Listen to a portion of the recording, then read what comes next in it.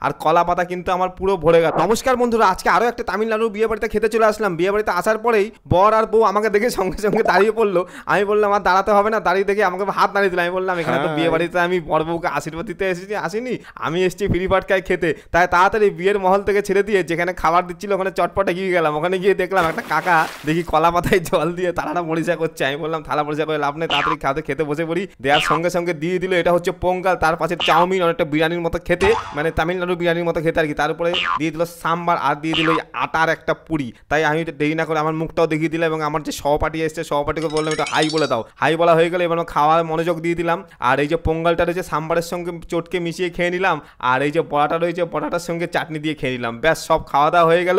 আর কলা পাতা কিন্তু আমার পুরো ভরে গেল। এটা হচ্ছে ইডলি। সব খাওয়া দাওয়ার পরে আমরা হাত টাত ধুয়ে তাড়াতাড়ি করে চলে গেলাম। আর বিয়ে বাড়ির খাবার ভিডিওটা তোমাদের কেমন লাগলো জানাতে কিন্তু ভুলো না বন্ধুরা। ধন্যবাদ বন্ধুরা এতক্ষণ ধরে এই ভিডিওটি দেখার জন্য। লাইক কমেন্ট শেয়ার করতে কিন্তু ভুলো না বন্ধুরা।